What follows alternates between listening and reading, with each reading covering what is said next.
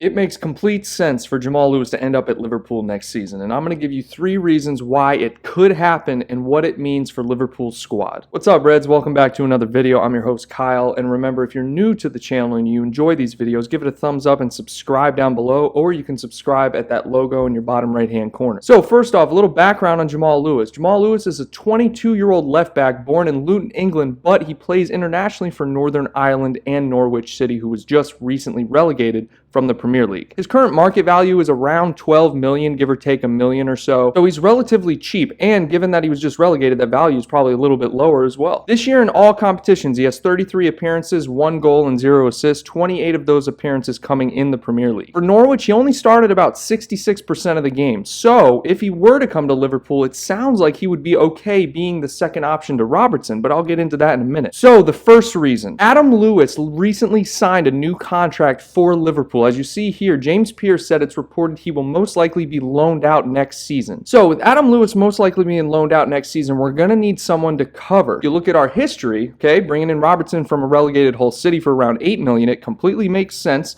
to go after this style of player. And given he's used to only playing about 66% of the games in the Premier League, it wouldn't be any skin off his back to come to Liverpool and be a backup player and play when Robertson needs a rest. Secondly, okay, Jamal Lewis is reported here through James Pearce that he is most likely on his way out at the end of his contract. Jamal Lewis and Adam Lewis have kind of been those infrequent players that come in with EFL Cup games, and given that he's on his way out, it would open up a spot for Jamal Lewis to come in and be that number 2 left back. Number 3, I briefly mentioned it before, but our style and Klopp's style is to go after cheap players that were relegated that can serve a role in the squad. Look at Xherdan Shaqiri coming in for around 13 million. And then you also look at Andrew Robertson, case in point, 8 million from a relegated Hull City. What a steal, and what an absolute buy he has been. An absolute legend this kid is going to be. I also think what gives this legs, it has been reported by the Liverpool Echo here that he is linked to Liverpool. So Liverpool are definitely in the market